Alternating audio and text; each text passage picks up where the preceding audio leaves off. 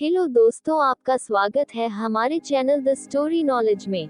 आज हम आपके लिए लेकर आए हैं ट्रैविस ब्रैडबेरी की बुक इमोशनल इंटेलिजेंस बुक की समरी। इमोशनल इंटेलिजेंस 2.0 में हम देखेंगे कि किस तरह से आप अपने इमोशनल इंटेलिजेंस को बढ़ा सकते हैं। यह किताब हमें उन 4 पहलुओं के बारे में बताती है जिस पर ध्यान देकर कोई भी व्यक्ति अपने इमोशनल इंटेलिजेंस को बेहतर बनाकर अच्छे रिश्ते बनाना सीख सकता है। क्या आप इमोशनल इंटेलिजेंस बढ़ाने के तरीके जानना चाहते हैं? क्या आप अपने रिश्तों को मजबूत बनाना चाहते हैं? या फिर क्या आप खुद को समझना सीखना चाहते हैं? तो ये बुक आपके लिए है। ट्रेविस ब्रैडबेरी दुनिया की नंबर 1 बेस्ट सेलिंग किताब इमोशनल इंटेलिजेंस के लेखक हैं। वे टैलेंट स्मार्ट के को-फाउंडर हैं, जो कि एक कंसल्टिंग कंपनी है। यह कंपनी लगभग 75% फॉर्च्यून 500 कंपनियों के लिए काम करती है। तो चलिए शुरू करते हैं। यह किताब आपको क्यों पढ़नी चाहिए? अपनी जिंदगी के शुरुआती दिनों में जब हम स्कूल जा रहे होते हैं, तो हम सिर्फ आईक्यू के बारे में सुनते हैं। हमारे क्लास के सबसे होनहार लड़के का आईक्यू सबसे ज्यादा होता था, और क्योंकि हर कोई उससे खुश रहता था, हम यह मान लेते थे कि वो भविष्य में कामयाब हो जाएगा। लेकिन रिसर्च यह बताते हैं कि स्कूलों में टॉप करने वाले लोग असल जिंदगी में नंबर 1 पर ना के बराबर पहुंचते हैं। इसलिए आईक्यू कामयाबी को तय नहीं करता।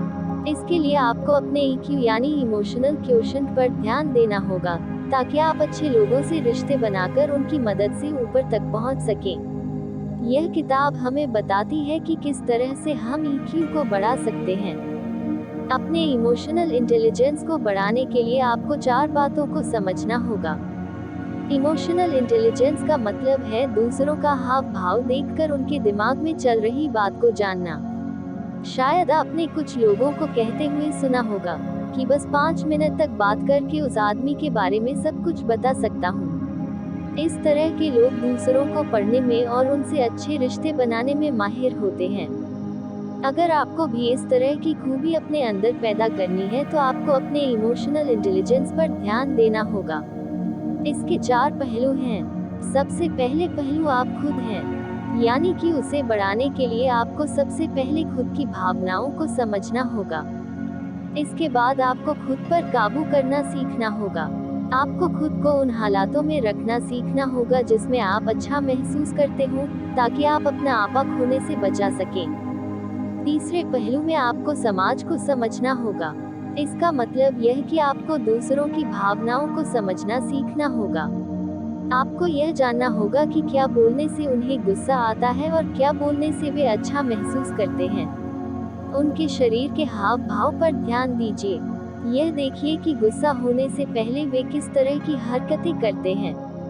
अंत में आपको रिश्ते बनाने पर ध्यान देना होगा। जब आपको दूसरों को अच्छे से समझने लगे, तो वक्त आ गया है कि आप उन लोगों से अच्छे रिश्ते बनाएं। अगर आपको पता लग जाए कि क्या बोलने से एक व्यक्ति अच्छा महसूस करता है और क्या बोलने से उन्हें गुस्सा आता है, तो आप उससे वो बातें कर सकते हैं जो उसे अच्छी लगे और उससे अच्छे रिश्ते बना सकते हैं। खुद को अच्छे से जानने के लिए आपको अपने अच्छे और खराब मूड को संभालना आना चाहिए।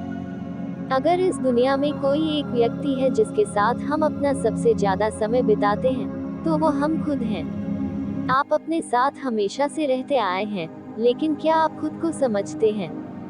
क्या आप खुद को संभाल पाते हैं? इसके लिए सबसे पहले आपको यह देखना होगा कि आप जो कुछ भी महसूस करते हैं, उसे क्यों महसूस करते हैं और किस हालात में महसूस करते हैं। अगर आपको गुस्सा आता है तो क्यों आता है, उसके आने पर आप क्या करते हैं, और सबसे जरूरी बात, आप खुद को किस तरह से संभालते हैं। बहुत बार हमारे दिन की शुरुआत अच्छी नहीं होती। हमारी सुबह सुबह किसी से बहस हो जाती है या फिर कुछ गड़बड़ हो जाती है जिससे हमारा मूड खराब हो जाता है।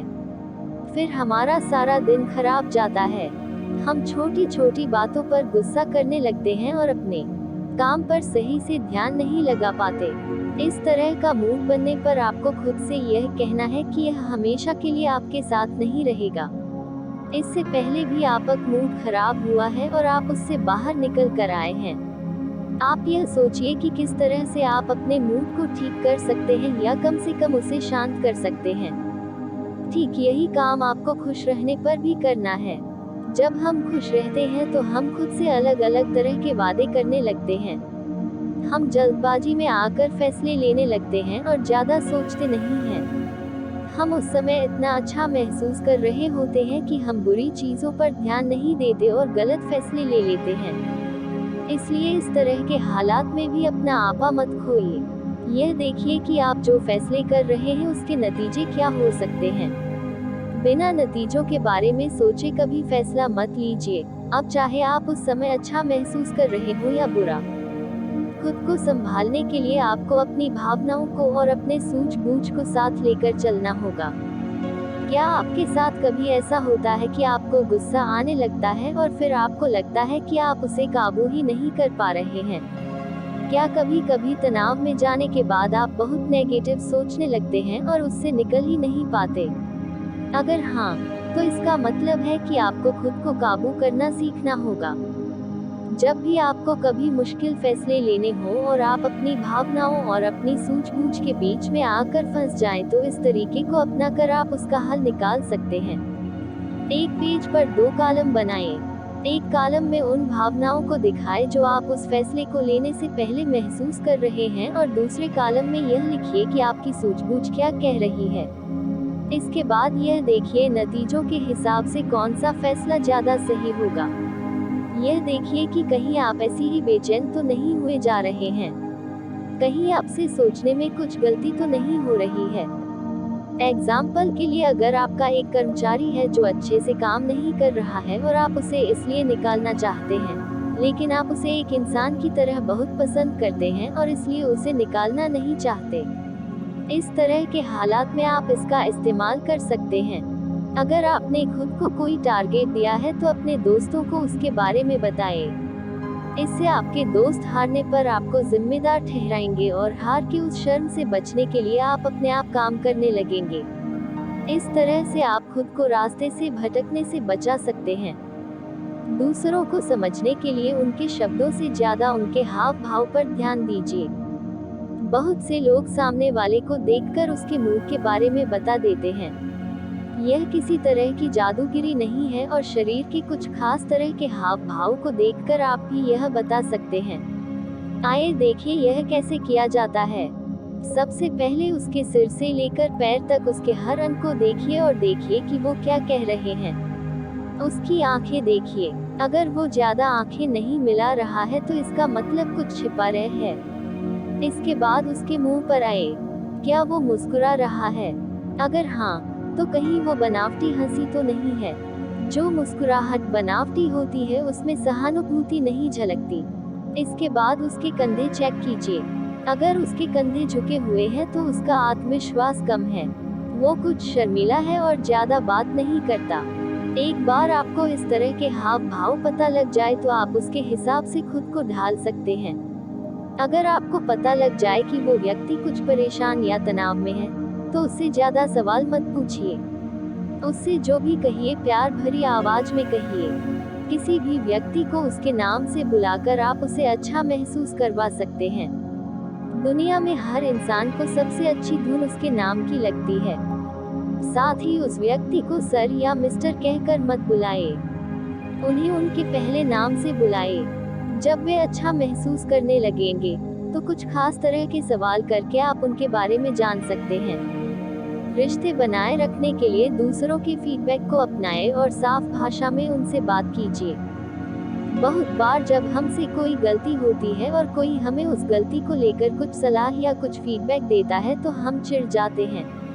लेकिन फीडबैक एक जरिया है जिससे आप खुद को पहले से बेहतर बना सकते हैं। अगर कोई आपको फीडबैक दे तो उसे यह समझ कर ले लीजिए कि वो व्यक्ति सिर्फ आपको बेहतर बनते हुए देखना चाहता है। इसके बदले में उसे धन्यवाद कहिए। रिश्तों को बनाए रखने के लिए फीडबैक पर ध्यान देना बहुत जरूरी है। अगर आपको यह पता नहीं लगेगा कि आपका पार्टनर आपसे क्या चाहता है, तो आप उसे वो नहीं दे पाएंगे। इस तरह से रिश्ते कमजोर हो जाते हैं। इसके अलावा किसी से बात करते वक्त उलझे हुए संकेत मत भेजिए। गुस्से में दिया गया आशीर्वाद भी खराब लगता है और हंसकर दी गई गाली भी अच्छी लगती है। इसलिए यह देखते रहिए कि आपके शब्द आपकी बॉडी लैंग्वेज से मिलते रहें। अगर कोई व्यक्ति आपसे आकर बताता है कि उसे उसकी कंपनी में प्रमोशन मिल गया है और उस समय आपका मूड खराब है, तो ऐसे हालात में आप उसे कुछ इस तरह से बधाई दे सकते हैं जिससे उसे लग सकता कि आप यह खबर सुनकर खुश नहीं हैं। रिश्ते निभाने में बहुत मेहनत होती है और बहुत से लोग यह नहीं कर पाते, लेकिन फिर भी एक खुशहाल जिंदगी जीने के लिए उनका होना जरूरी है। इसलिए सबसे पहले खुद पर ध्यान देना सीखिए। अपने शब्दों को अपने हाव भाव से मिलाइए ताकि सुनने वाले को वही समझ में आए जो आप कहना चाहते हैं। आईक्यू को बढ़ाने के लिए सबसे पहले आपको खुद को समझना होगा। इसके बाद आपको खुद को काबू करना सीखना होगा। जब आप खुद को अच्छे से समझकर काबू करना सीख जाएंगे, तभी आप दूसरों को अच्छे से समझ पाएंगे, उनसे अच्छे रिश्ते बना पाएंगे। ध्यान से सुनिए। एक अच्छा आईक्यू होने का मतलब लोगों को सुनना है ताकि आप उनकी भावनाओं को अच्छे से समझ सकें। इसलिए जब भी आप किसी की बात सुने तो उस पर खास ध्यान दें। इससे आप उसके दिमाग में चल रही बातों को समझ सकते हैं और उसे यह दिखा सकते हैं कि आप उसकी परवाह करते हैं। उम्मीद है आपको यह वीडियो पसंद आया होगा। इस वीडियो को लाइक करें और हमारे चैनल को सब्सक्राइब करें और इसे अपने दोस्तों के साथ शेयर करना न भूलें। मिलते हैं अगले वीडियो में। धन्यवाद।